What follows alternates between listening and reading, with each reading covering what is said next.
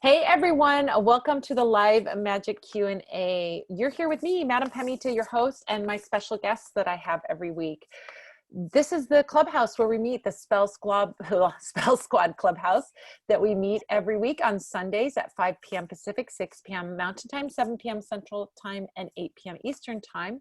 We meet here every Sunday, except for the first Sunday of the month when I'm holding a paid class. Those classes are 90-minute to 2-hour classes that we get very intense about a certain topic in magic. And if you want to find out about those, you can go onto my site. I'm going to be talking about the one that's coming up next week. But if you want to find out about those, the ones that are coming up, go onto my site, parlorofwonders.com. Go to learn and then go click on Make Magic with me, and you'll find the links to all the workshops that are coming up. It's a very exciting thing because next week is the first Sunday of the month. So there's going to be no Q&A next week, but we are having a class, and it's called Making Friends with the Scary Tarot Cards. It is an amazing class. Whether you are an experienced tarot reader or a beginner or interested in tarot, you're going to get a lot out of this class. We're going to look at those cards that people flinch away from or freak out when they see in a reading. The Tower card, the Devil card, all the Swords cards, all those cards that are really intense and can sometimes be a little tricky in a reading, or if you're getting a reading from someone. So it's a great place to come and learn about the positive aspects of these cards, what they can mean for you, and how you can use them in a reading or when you're receiving a reading to see the positive outcomes that they bring. So this is a very fun class and a very enlightening class, and definitely one you want to check out if you are interested in tarot in any way, shape, or form. If you're watching a replay of this on YouTube and you want to be part of the super secret Spell Squad and you want to come in the clubhouse and join us live and ask questions, well, we invite you to do that. You just go to spellsquad.com. You sign up and you will get an email with the link to join us. The link stays the same every week, so you don't have to, frantically check your email every week. You can just add that link to your calendar, and for the foreseeable future, that will be our link for the Spell Squad meetings that we have here at the Live Magic Q&A. And you can just set your alarm, set your calendar to join us at that time, 5 p.m. Pacific, 6 p.m. Mountain, 7 p.m. Central, 8 p.m. Eastern, or wherever you are in the world. I'm only saying the US time zones, but you can do time zone converter and figure that out. In case you wonder who I am, I'm Madame Pamita. You can find me online at parlorofwonders.com or on any of the social sites under Madame Pamita. The thing that I have coming up, of course, is that beautiful class that is coming up on October 4th, I believe it is next Sunday. And that's going to be that Making Friends with the Scary Tarot Cards. It's going to be a super fun workshop, and I hope you'll join me there. It'll be really, really fun. It's going to be a nice, big, juicy workshop where we can really dive in deep, much deeper than we can on the live Q&A. And that's why I started introducing these workshops, so that we could really look at something in depth and really get some really deep knowledge to carry with us. Let's see what else we have. Oh, sorry, it's going to, October 4th is the date. So my guest this week is Chelsea, aka the Oracle Bomb. And I have a lot to say about Chelsea because I've known her a really long time. We've been friends for a really long time. She's an amazing reader, an amazing spellcaster, amazing root worker, spell witchy woman on all levels. And we have had an amazing time together, doing magic together, learning together and all kinds of things. She's just amazing. And she just recently started kind of bringing that out into the world as the Oracle Bomb. So this is like her new version of the project of being of service really to people, is having the Oracle Bomb. It's called Oracle Bomb actually on oraclebomb.com, but I call her the Oracle Bomb because you are the Oracle. What does it mean? Okay, Chelsea. So hey, here she is, Chelsea the Oracle Bomb. So Chelsea, tell me a little bit. I want to know, because we haven't really talked about this. No. We've been just doing our thing, but I remember when you were thinking of names and you hit on the name Oracle Bomb. What is that name? Why did you choose that name? What does it mean to you? Well, thanks for having me on, Pammy. Thanks everybody that's watching. I'm really nervous. I sent out an email to you and a few of our inner circle for name. I was trying to figure out a name. I think because I go beyond, like I of course love the Rider-Waite Tarot. That's my go-to. But there's so many other cards out there, and I just kind of felt I just didn't want to be like whatever, just my name. I don't know. It just kind of evolved into just like Oracle. I think some of my friends over the years always kind of say like, well, Chelsea's the Oracle, let's ask her. And then I'm sassy, and so I was like Oracle Bomb and Oracle. I mean, James Divine, I think, helped me make up the deciding out of all the names I came up with. He helped me pick which one was the best one. And I I know think that I was going to say, I know that you have made so many discoveries on different decks. Like, you've always introduced me to so many decks that I love, like the shamanic deck and yeah, I have them all sitting here. Akashic Records deck. I mean, I you're know, I always love that one. discovering amazing, powerful decks. And then she's like using this deck and doing these amazing little mini readings for me. And I'm like, oh my God, that's amazing deck. What deck are you using? What deck are you using? So you're just always exploring and going out there and trying different things, where I tend to kind of stay with the tried and true, but I love that exploration. You know, I think that like they're tools that are helping us channel our source, our spirit guides, you know. So I also think it's good sometimes, especially when you're like reading for yourself, to step away from the writer deck every once in a while and have different get the message in a different way. And I think for me that was really important, you know. And I just feel like once I started to like sort of go out and look at all these other decks and start using all these other decks, you know, the messages that come in have helped me expand, I think, my own personal practice, where, you know, I like to work with angels, and, you know, I'm a Catholic reject. So kind of creating a different relationship through some of the other oracle cards, it changed my personal sort of approach to my own reading and spirituality and my own journey through this. So I love that. And then you also are a magic practitioner and I took a little sneak peek at your new site and saw that you're doing an amazing thing. You're doing readings, but you also do a reading and a candle as well, a reading and candle service. So you're doing that like combo as well. I mean, that's a huge part of my own personal practice and my own in what I do. Candle magic has always been, I grew up Catholic in Brooklyn. Like, we lit candles every week, you know, like, okay, we're done with dinner and we go light a candle. Yeah. So, and then even in my Catholic reject adulthood, you know, if I'm traveling through Europe where they used to still actually light real candles, every time I'd pass a cathedral or something and run in and light a candle. So that, you know, I have my, you know, I think blowing out birthday candles is like actual magic, like any of that stuff. So that's just my go-to practice. And I think it's such a huge part of my own personal everyday life, let alone when I'm actually doing some kind of magic, that I only offer 2 readings. I just do an hour, or you can have an hour with a vigil service. And that's just kind of over the years, I feel like I like to have that hour. I like to have that conversation with who I'm reading for. I like to get deep and chatty. So I think you get a better reading when it's not rushed.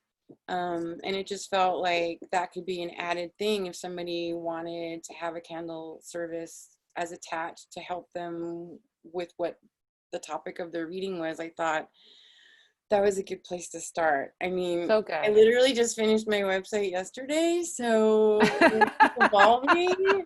I've been working on it since like May. She's a Taurus, ladies and gentlemen. It's like they need a deadline. Don't I know it? From my boyfriend, you, my kid, all my Tauruses in my life, you guys need a deadline. We do. I have a Taurus moon. I need a deadline. I feel you. I mean, I'm high functioning and I get shit done, but you know, when it comes to my personal stuff like this, like, you know, I've been tiptoeing in and out of professional reading for what, like almost 6-7 years. Yeah. And it's scary, you know, it's scary to put yourself out there. And when I really felt like, I feel like last year I really started getting these messages of like, how can I be of service? And, you know, if reading for people and guiding them through tarot and oracle and through candle magic, or, you know, helps people like the way it's enriched my life, it just felt like this was the time.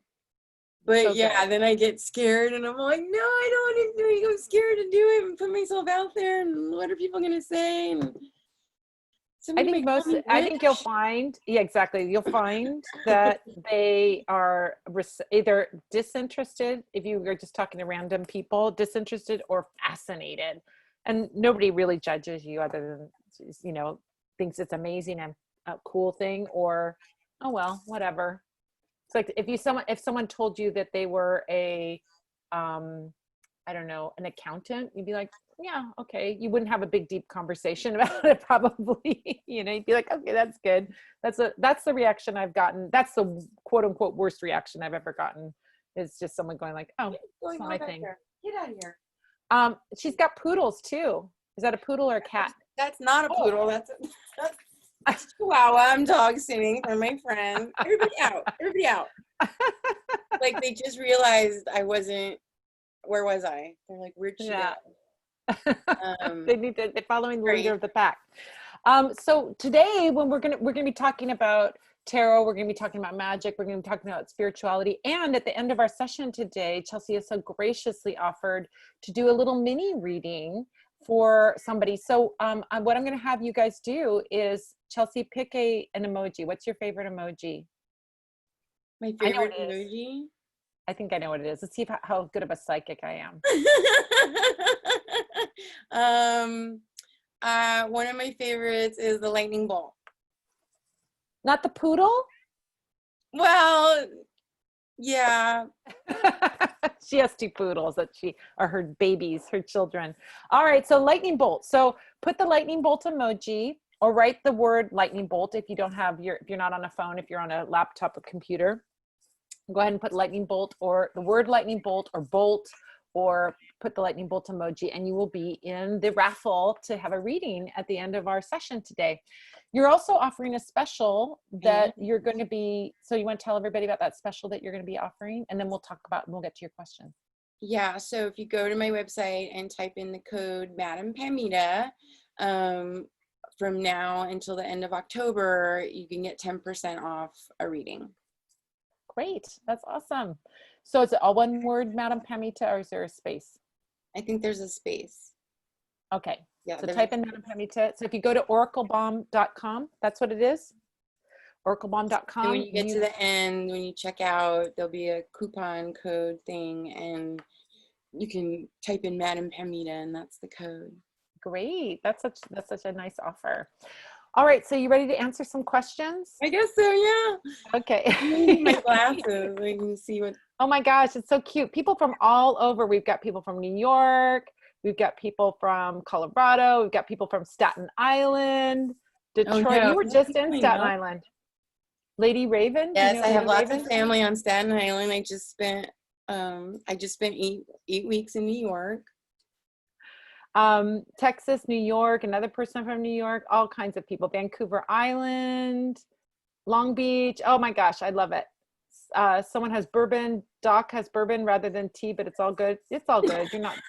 You can enjoy it. We have to be on our game here. So Detroit, we got so many great people from all over the place. This is amazing. All right. Nice. So All right. So Daniel has a question. I have a Okay. question on which herbs or oils could a person use for a spell to find a house or apartment for me and my cat, who is also watching. Catnip. You could, That's a good right? one. Actually, that could be something you could use. It's a magnetic drawing one, so Ooh, it's kind of magnetic. pulling your opportunity to you. Yeah, you could do that. Um, Especially if you let's want see. your cat. Especially if you want it to be cat friendly, Exactly. That's what cat, I'm thinking. Yeah, not all places, cat if you're looking, centric. yeah, if you not all places will let you have pets. And I think that's a big thing when you're a renter.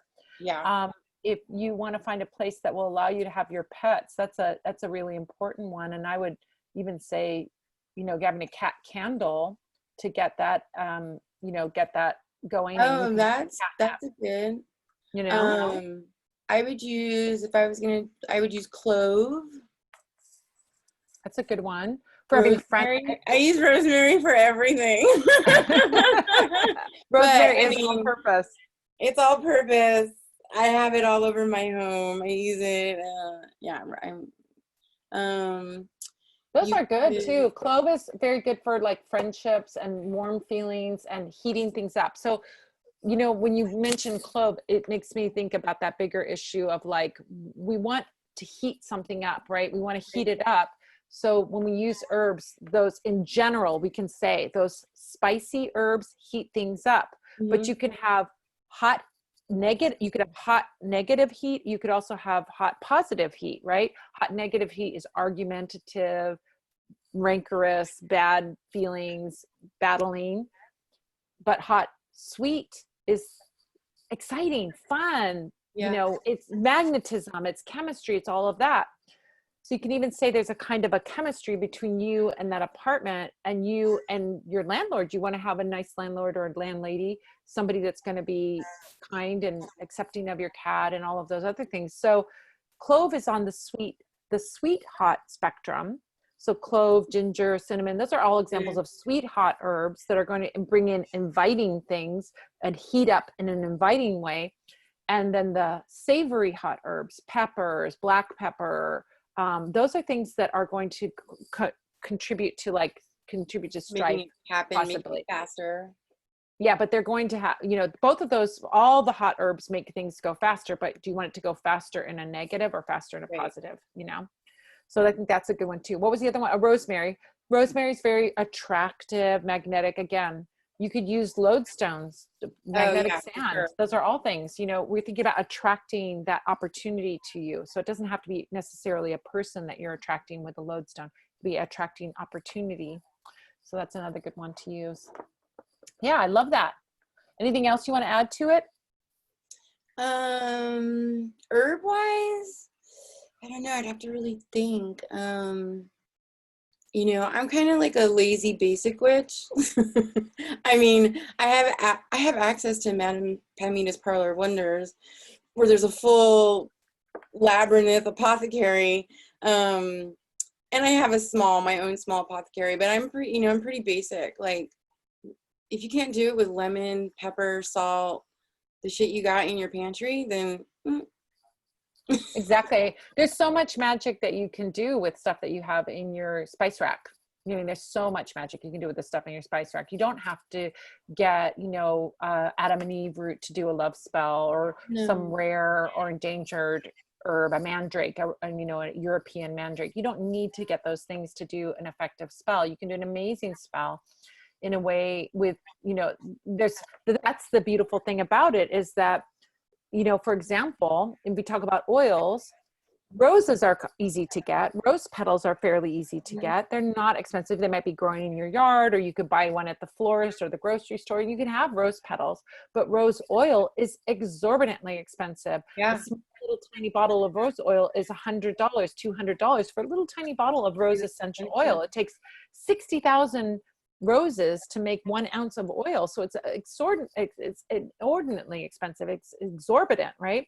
So when you think about that, you have lots of options, and you can think about options. Do you want to douse yourself with rose essential oil? You could, but that's going to be, hundreds of I'd thousands rather of use it on my face. But there's other options. Even within roses, you can use a rose hydrosol. You can use rose petals. Right. Rose hydrosol is the water. It's not rose water. You can use rose water, rose petals. There's lots of other options that are less expensive. And you don't even have to do roses. Like if you're doing a love spell, you could do rosemary, something that's inexpensive, cheap. You can get at the grocery store. You can, for a money spell, use allspice for your money spell, which again, you can get at the grocery store. So it doesn't mean you have to get the most rare, the most exotic, the most precious to do really effective spell work. Those things are there. They definitely have a little bit of a different flavor. Each spice has a different flavor, literally, but it also has a different flavor magically. Right. But you can do spell work of all kinds with just the stuff that you have in your cupboard. You don't have to go exotic. You don't have to go expensive unless you feel like there's something about that herb that brings some kind of energy to your spell that's very specific that you need. So that's an amazing point that you bring up. So in terms of oils, another thing you could do is, I think this is not an oil or an herb, but there's a house candle that I sell on my site that would be perfect for this. You do a house candle in orange, opening, with open roads oil or blockbuster oil if you're really stuck, and to open up that energy to bring that apartment to you would be an amazing thing to do. Yeah. All right. So, MJS says, what are the best oils and herbs to be chosen for a project with someone? So I'm guessing we kind of already talked about, what are the things that you want in a project? You want the sweet hot herbs, right? Yeah, I mean, if I was doing a thing, when I do spells about work, I use all your oils. I use Queen Elizabeth that's one of my work oils. I always would, if you're going to do candle work, orange, green, brown, maybe for work stuff, or manifesting real stuff. What would I use? I don't know. That sounds perfect to me. I would do orange. The only thing I would add to that is maybe a yellow candle for success. Yeah. We do that one too. Gold, there's Grand Success oil. You can use that. Oh yeah, I love your Grand Success oil. That's a really good one. Queen Elizabeth is a great one for feeling empowerment within yourself, and that may be something you want to bring to the table. So if you want to be chosen, so chosen is if you're getting chosen for a project. Oh. So I think I would say Fame and Fortune oil or Magnetic Attraction oil for them to see you. Fame and Fortune is about people seeing you or seeing your project or seeing your bid or whatever it is. And then Magnetic Attraction is for pulling them in, drawing them in towards you, having them pay you. So an amazing one. So it's kind of, a lot of the same what we just talked about. I would use lodestone or magnetic sand. What do you want to attract? You could do a honey jar spell on the person that's choosing. Put them in sugar and keep them all sweet on you. Exactly. So people often think honey jar spells are just for romantic relationships. Oh, not no. at all. Yeah. We can use them for one. Like I said, I'm kind of, I'm also I used to travel a lot for work, so it's really hard to do magic on the road. But whenever I was traveling and having lots of, maybe intense meetings with contractors and people that I do business with, I'd go downstairs, Starbucks, grab some honey sticks, pack sugar, write their names on it, put my intentions, put that little sugar packet in my bag, and then I go have my meeting. So I think you just have to be sort of creative and not overthink it too much. That's a great way to get a sugar packet and write their name on the sugar packet. What a Well, brilliant you're on the traveling. It's like fly. I can't Exactly. carry all my shit with me if I'm traveling around working. But it's like, I need a sugar spell. Oh, in the hotels, they give you those teeny tiny little honey jars. So I just write whatever I want, a person, and put it in that little honey jar. And then, I wouldn't necessarily fly home with it, but, just Yeah. go bury it somewhere before I got to the airport. Yeah. Um, Perfect. but I think Perfect. that's it. I use sugar spells and that stuff for work projects all the time. So good. Um, okay. So James Devine says, marketing is my deal, baby, for I choosing your know. name. Thanks. um, Thanks, James Devine. let's see. Uh, let's see. Oh, What? Huawei, I think I'm saying that correctly. I hope I'm saying it right. Why is the rider weight so relevant to beginners? What are your thoughts Good about that? question. I think you started with the rider weight, didn't you? I started with the rider I weight. did. I mean, I think there's an enormous amount of deep mystic symbology in these cards. I mean, we've talked about it extensively, and with Mr. Divine about the symbolism in these cards. And there's, when you read about Pixie Smith and how she did the artwork, and I mean, she was channeled. I mean, I know they were all part of Golden Dawn and that, but they're really deep. And I think when you're learning that sort of esoteric substance that's in these cards, it's just a good place to start. I think it's the foundation of all the other tarot decks out there. I mean, that's just what I believe, they're just so rich. And I think when you're learning and when you're starting, when you're practicing, not only the cards themselves and the images, but the amount of support reading material and books, and now stuff that you can Google, so where you're learning what the cards mean, so that when you finally sort of get to a comfortable place when you're reading them, when you go off and you read somebody else's deck, that has different imagery, like you get to have a different experience. For me, I think if I hadn't started with the Rider Waite, I don't know if I'd be having such a rich experience with all the other cards. It's a great foundation. It's when Right? I teach tarot, I teach with the Rider Waite. Not that you can't use another deck. And I, like for introductory classes, I say bring your own deck, and I say bring a Rider Waite Smith base deck if they can. But one of the things, if you are not familiar with tarot, I don't have any of those with me here, but you'll find things like the Marseille deck and so on that are old decks that have, if you know a little bit about tarot, it's got the two parts, the major arcana and the minor arcana. The major arcana are pretty standard across all the decks. So the major arcana are the things like the Fool card, the High Priestess, the Empress card, and so on. The Magician, all those cards that are like just a name. And those are pretty standard on decks from the 1400s, which is the earliest that we find decks, all the way up through now. Like those are pretty standard. But the minor arcana, which we call the pip cards and the court cards, the minor arcana, apart from the Solabusca deck, which was one deck that was influenced the Rider-Waite deck, they are just like playing cards, like our regular playing cards. They show 1 through 10 of a suit, and then they have like court cards, like the Jack, Queen, King, or the Page, Knight, Queen, King. But in those older decks, apart from that one little anomaly, the Solabusca, they just look like playing cards.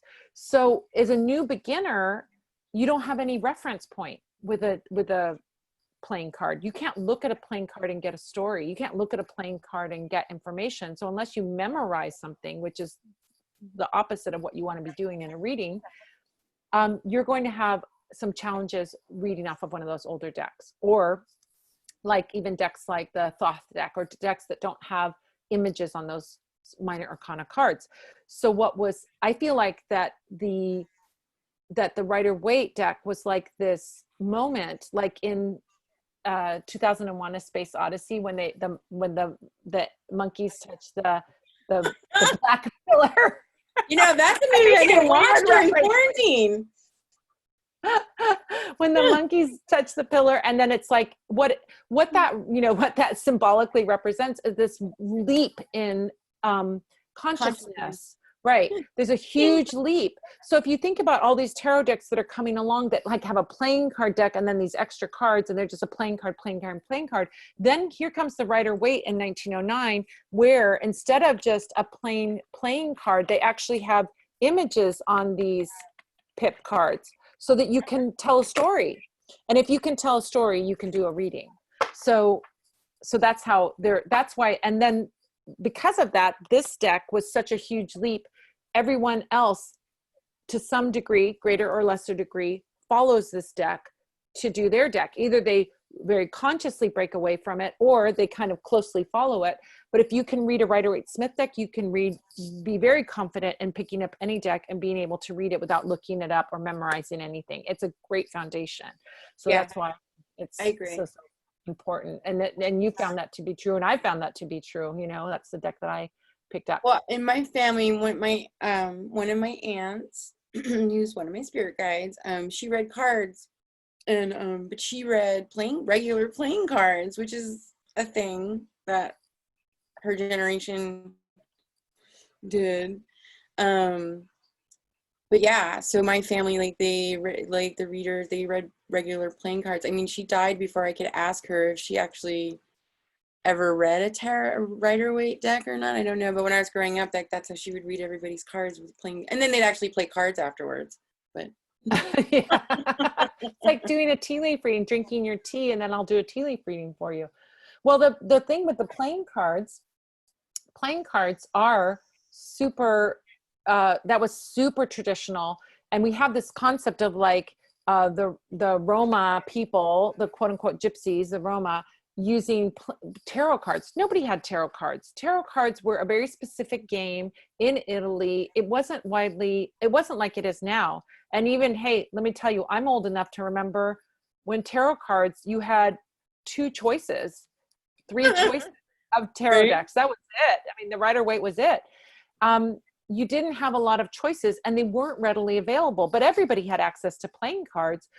And playing cards were inexpensive. They were easy to get. And so if you wanted to read with cards, many card decks, many readers would read playing cards because they were accessible, easy to get, and so on. You also had in there the Le Normand decks. That's another whole other kind of style of reading. Yeah, I know. From France, 1700s, 1800s. So that's a different style of reading. But in terms of tarot decks were not readily available until really, I want to say the 80s is when people started making new decks. If you look at like, when did we start seeing people making new decks? It was not until really the 80s that people started doing that. So, it was well into the 20th century. So that's why Rider-Waite is like your foundational learning, whether you stick with it or not. Although I have to say, Judika Illis she asked me before I wrote my book, Madame Pamita's Magical Tarot, she's like, what deck do you read from? I go, I read from a Rider-Waite mostly. And she's like, I do too. And I'm like, I've been around this deck 40 something years, and I still discover new things when I teach students. They still show me new things. I'm still seeing new stuff in it. It's amazing. So this is a very powerful and channeled deck because it keeps it. I never get bored of it. It never runs out of steam for me. Me neither. Yeah. I mean, we just had a conversation about the little creature in the 7 of Cups. Exactly. I was wearing a shirt that had an image of the 7 of Cups, and we had a conversation. By the way, Chelsea is now at my shop at the Parlor of Wonders making candles and packing up your boxes now. She's amazing. So if you order something from the Parlor of Wonders, it's done with Chelsea and Manfred are doing that. So doing that beautiful work. So yeah, she's making candles too for you guys. All right, so let's see. I'm going to scroll through all the lightning bolts. You guys are into it. You are the oraclebomb.com, says James. All right, let's see.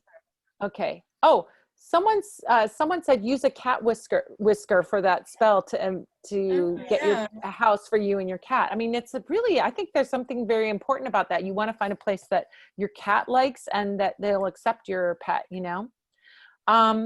Okay. Let's see. Oh, thank you, Romy, for the kitty candle. Go to Madame Yay. Pamita. That's an amazing one. I do. So let's see. Okay. All right. James Devine asked a question. So I keep getting the tower card recently and I'm scared now. Help a brother out a bit on the tower. What do you have to say about the tower? We're going to talk about that in my class next week. If Okay. you come to I my know that's one webinar. of the scary cards. Here, I'll show it to you. I'm not scared of the tower anymore, but I was in the beginning. And because I have come to realize that it is, besides sounding really scary, it also means like illumination. Like you are, well, okay, so the scary part is that, you know, it's the universe pushing you out of your comfort zone. For me, being a Taurus who likes to wait till the last minute, you know, the tower comes up a lot because the universe is just like, what the fuck? Hurry up. What are you doing? What are you procrastinating? But, you know, when it comes up for me now, like if it comes up in my own reading, like I see it as a message of like, it's ultimate transformation. Like, I kind of call it the Buddha card. It's like, if you resist, what you resist will persist. Like the universe is going to take control of the situation and force that change on you. So I think it does seem scary, but then that's also where all our growth comes from, and that's where all the magic really is, when we get on the other side of fear or stagnation. I also, you know, now when I get it, I think it doesn't necessarily mean it's scary. It could just mean that something is going to happen that's out of your control, but it might be a really great surprise too, but it's shaking things up. It doesn't necessarily have to be bad. Yeah, I mean, shaking things up can be a great thing if things are stagnant, if things aren't moving. I mean, this is like the blockbuster card. And I mean, if you look at it like blockbuster oil is about breaking through things that are stuck and stagnant. So there's a quality of the tower card that has that we're gonna shake things up. And you're right, the universe coming in and doing the shaking up. You know, it's not necessarily, it's you don't have control over it. Right. So I think that, you know, if I were to look at it, you know, if in a reading, I would certainly look at the cards around it and see, you know, so James, if you're looking in that reading and you're seeing cards around it that also look like challenging cards, then you might have a shakeup that will create challenges for you. But as Chelsea points out, the tower card leads to enlightenment. It's the shakeup that leads to enlightenment. I can give a great example of a tower card moment for me. I used to be, back in ye olden days, a librarian. So I was doing tarot readings on the side and doing readings for parties. But I was, you know, it was just a little bit of money here and there. It wasn't a job that I ever thought of as a real job. I always thought of it as a kind of a side gig. You know, it's something that I do once in a while. I never really invested in it, right? And then I was getting a reading, and I mean, I was doing readings for myself and pulling cards for myself. I kept getting tower card. And then they called me, my boss called and left a message. He didn't even talk to me, which is rude. Left a voicemail and says, we are replacing your job with a minimum wage worker. A librarian they're going to replace the librarian job with a minimum wage person, less than half my salary, right? So I was like, oh crap, I'm a single mom. What am I going to do? It was I had a freak out for 15 minutes. I let myself freak out. And then I go, you know what? Everything works out for me. This is going to work out for me too. I wasn't happy with my boss. I wasn't happy being there. It was fine. I liked the kids. I was working at a high school as a librarian. I liked the kids and I loved working in the library, but my bosses were kind of not the nicest. And So the Tower card moment was the shakeup that I needed to have to get me on the path. So in that moment, I go, okay, well, I'm doing tarot readings. Maybe I just need to really make that happen more. Like I'm doing readings for parties. Let me go and promote doing parties. Let me do readings at a cafe or a bookstore. Let me start doing things, you know, just get my hustle on and put myself out there a little bit more. And from that, every door opened. So that was a Tower card moment because it's shocking, unexpected. I didn't think I was losing my job. I was totally hit me out of the blue, but it was like the crack open that got me out of the complacency of being in a humdrum job. So I did what I had to do to activate that. Once it happened, I allowed myself that 15 minutes of boohooing. And then I said, nope, I'm going to make something. Okay. I'll figure it out.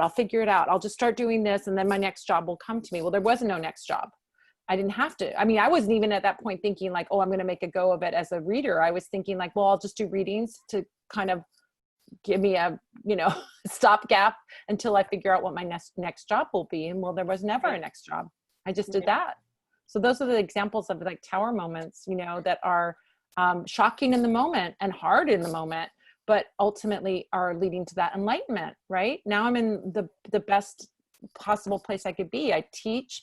I'm passionate about teaching. I love being a teacher. I'm teaching you guys. I get to read for you guys. I get to make beautiful, magical things for you guys. I mean, like what could be better than that? I don't think, not for me, there's nothing better than that. So, I mean, I think it's perspective, because it's forced change, but is it always bad? It's also, I think that's that sort of loophole that we get into when doing magic. It's like, like,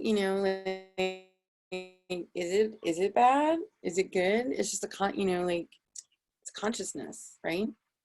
oh yeah. I even tried to say, yeah, I always try and say like, what's the blessing in this? Even in something hard, what's the blessing in this? What's the blessing in this? Which gets you out of that concept of, judging, you don't know. In that moment, I thought the worst thing in the world was getting fired, but I stopped myself from wallowing in it and getting to the pity party and saying like, okay, well, let's see what this brings. The way of saying, let's see what this brings is saying everything works out for me and this will work out for me too. It's being open. That's a way of being open to like say, what is this? What's the blessing in this? And there was an amazing blessing. I always think the Tower, like its message when I get it is like to surrender. Like, what am I fighting? What am I resisting? And just to surrender to what the universe is putting in front of me. And I think that finally kind of switching that, like, oh God, this is a really scary card, to where it's like, I call it the Buddha card. It's like, just surrender to what's happening and it won't be as painful.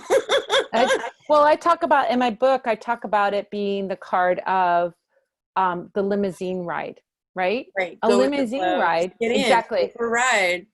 Exactly. The limousine ride. If you sit in the back of the limousine, you're going to have an amazing thing and the driver's going to take you to an amazing destination.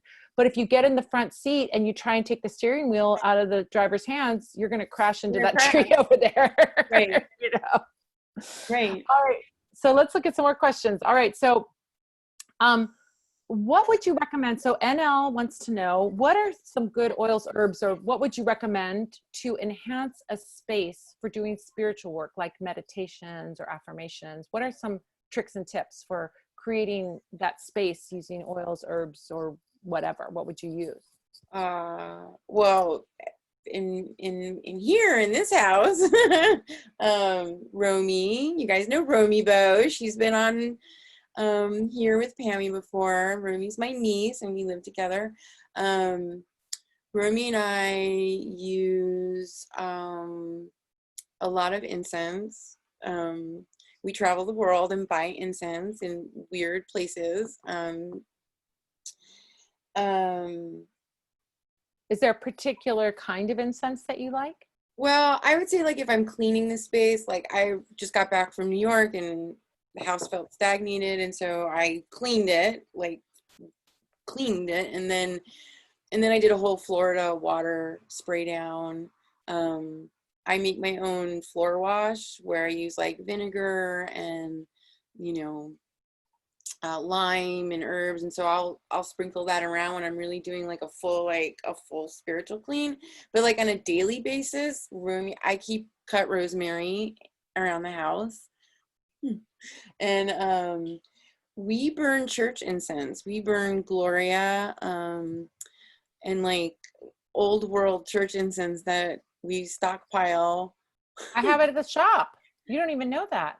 No, I do know that, but we have like other stuff that we bought in Morocco last year, and like Styrex, and Romy and I will kind of like, Romy likes to make mixes, so she'll take a little bit and like mix it with like whatever, like lavender, and kind of make our own mixtures. But Turn it that's on. me personally, like it like, if I don't feel right, once I burn some kind of old school church incense, I feel clean. I feel like my space is cleared of any energy. I mean, I love Palo Santo. I love copal. I'm not a big sage person, but sometimes I think if there's actually like entities or spirits or really bad energy in your house, like sage it up. But I personally don't use sage all the time. It's kind of like I have a tendency of what James and I call smellomancy. Like, what smell do I want to smell? Right. What smells good to me right now? And a lot of times I'll use that as my guide for, and it's interesting because not everything will smell good to me All the on time. every day. Exactly. Like, so I list, like, even with my oils, I recommend that people smell something. And if the smell smells attractive to you, then you need that thing. If it doesn't smell attractive to you, it doesn't mean anything negative. It just means you don't need that thing right now. So Right. sometimes, like, I'll be like, oh, grand success oil, and I'll smell it and I'll go, yeah, I'm not really feeling it today.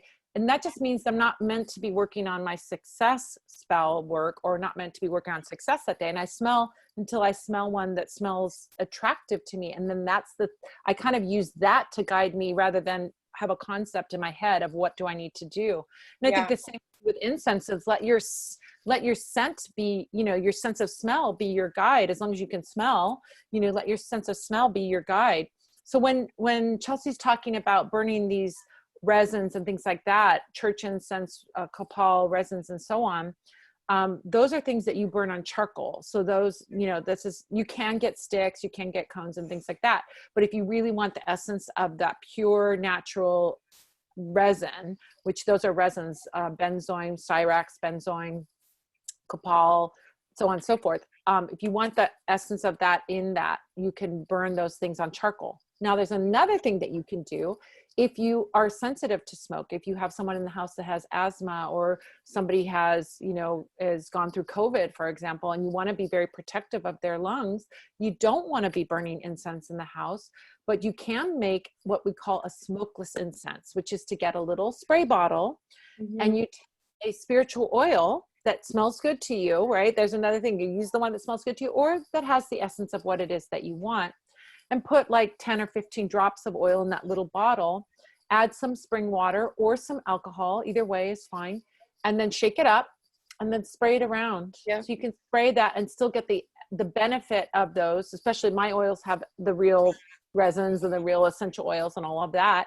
And then you get the benefit of all of that without having the smoke, which if you have someone that has sensitive lungs, you don't want to have, you want to be, protective. And that's when I was traveling a lot for work, that was one of I always have a little small spray bottle of, sort of magical spray that when I get to my hotel or my Airbnb, like roaming, because I don't want to can't burn incense in a hotel.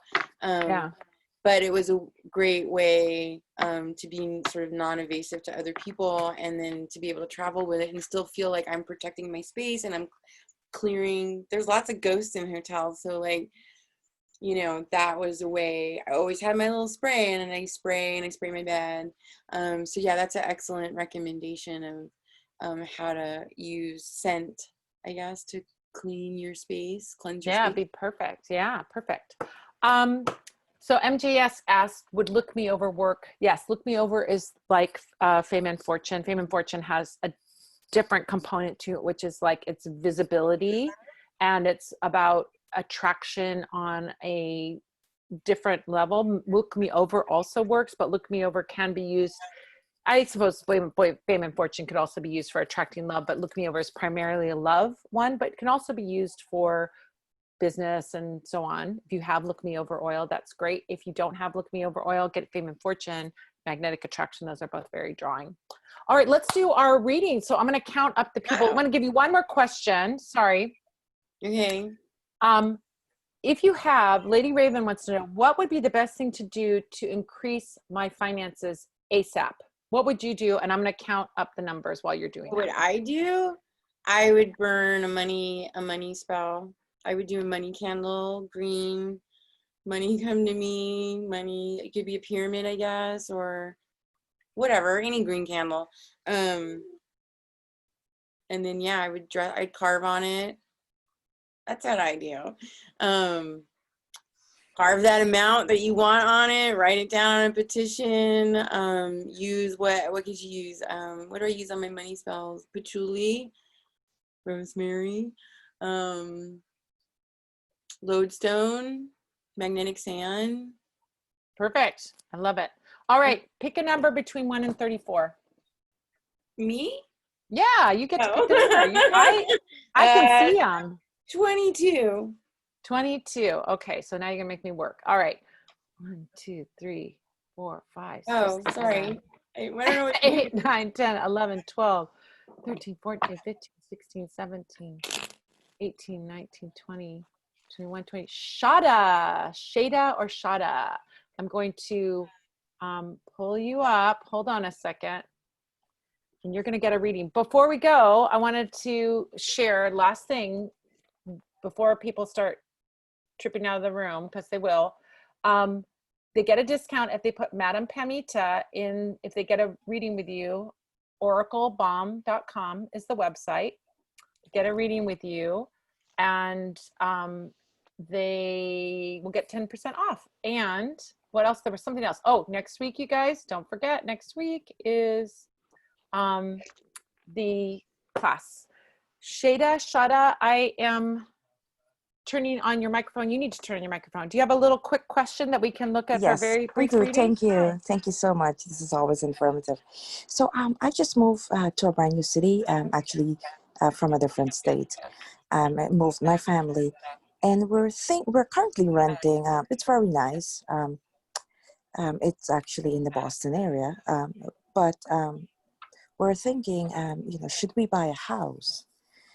We still have our primary residence in another state, but we're thinking, seeing that we're paying so much rent, should we buy a house here? So that's my question. Tell me what All you right, see. great. Okay, So you're great. renting and you want to know if you should buy a house instead of rent. Yes, it's like $3,000 a month in rent. Okay.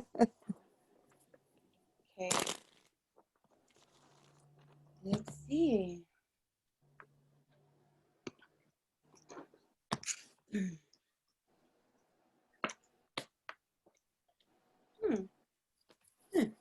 First card is Knight of Pentacles. Sorry, I don't. And then the Lovers, and then the High Priestess. So I would say, Knight of Pentacles.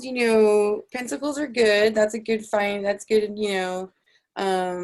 In regards to actual like money and finances. But the Knight of Pentacles is he goes slow. He needs to have all the information and all the stats before he makes a big decision. I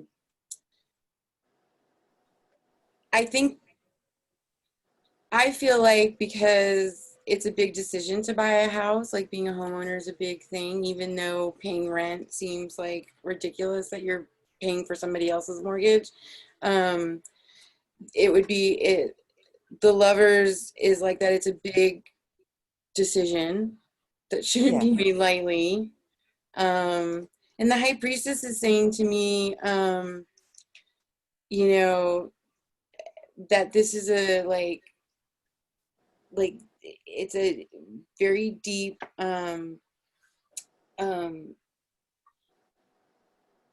very personal, and that you kind of have to go with your gut. I mean, I think that if you haven't started looking, that maybe that would be a way to start, like to get some more information, to sort of like do the work. Like, am I paying too much? Is it a good market to buy? You know, that's what the Knight of Pentacles is. Like, he's not he's not the Knight of Swords. He's very methodical, and he wants to know what he's doing, and he takes his time. So I feel like you need to get more information before you make that choice. Either you know, start looking, start comparing, maybe look and see what price, like what was the market like a month ago. I mean, things are crazy right now. Like, what was the market a month ago? Can you get a really good loan? Can you get a house in an area where you really want to live? Is it going to be your forever home, or it's just like a financial investment? So I think it's positive, but I think you need to do a little bit more work before you make a big decision. You're spot on with that, and that's Oh. exactly what we are doing. So you're spot on with that. We are But being you very really need methodical. to listen. You know, like you'll know when it's right. She knows, right, Pammy? You'll know when it's the right 100%. thing. Yeah. It's the same thing. Yeah. If I So take an armchair read on that one, I would say exactly what you're saying, which is there's going to be an intuitive feeling you have. Like if you're doing that methodical thing, you're going to look and look and look, and then you're going to see one and you're going to go, my gut tells me this is the one. yeah, Right. yeah. So it's logical, but it's also intuitive and emotion based, you know, when you Yeah, find that like one. your spirit guide kind of giving you that. Yes, perfect. Thank you Yeah. guys so much. I It appreciate looks it. very positive though. You know, it looks very positive Yeah, for you you're buying a house welcome. there. All of that looks great. You Yes, know, it there's nothing does. negative Thank you. about it. Yeah. All right. Thank Yeah. you. Thanks so much. Thanks so much for doing that. So, oh, let's see if I can get, oh, boo. Okay. Let's see. Hold on.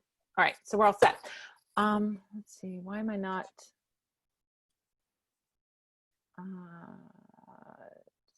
Need that. Oh, there we go. All right, now we're back. I still don't know how to work this thing. All right, you crazy kids. Thank you so much for being here. This was an amazing time. Thank you so much, Chelsea. Chelsea, Oh the my Oracle God! Bomb. Thank you, Pammy. Can you believe it? Went very fast, didn't it? It did, and that was really Did you have fun? Now I'm It not was scared fun. anymore. She was so nervous to be here with you guys and be on display. I But don't know it's why I like, torture myself. well, it was great having you here in the Thank clubhouse. you It's so always a much, joy. It's Pammy. great I love having you you. so much. I love you so much. And it was fabulous having all of you Spell Squad members here. It's always so much fun when we get together. Just remember that next week there's no Q&A because we're having our class. If you want to sign up for that class, it's going to be, you want to go on to my site, go under Learn, go under Make Magic with me, and then you'll find the link to sign up. It's $40 for the class. It's going to be a 90-minute to 2-hour session. We get answer all your questions about tarot and tarot cards, and particularly those challenging tarot cards. You're going to have a whole new relationship with the tarot deck after this class. I guarantee it 100%. You're going to see light in every single card, which is such a beautiful way to read. So, or to have a reading done for you. So you'll have another way of interpreting that. Thanks again, you guys, for joining us here. We'll see you back on the second weekend for a Q&A. I don't know who my guest is and I didn't look it up, so you'll be surprised. Or you can look on my site. It's probably on the calendar somewhere. All right, you guys, well, have a beautiful rest of your Sunday, and we'll see you in next week if you're coming to the workshop, and 2 weeks from now if you're coming to the Q&A. Have a beautiful, beautiful time, whether it's 1 week or 2 weeks, and we'll see you soon. All right, take care. Bye-bye, everyone. Bye-bye.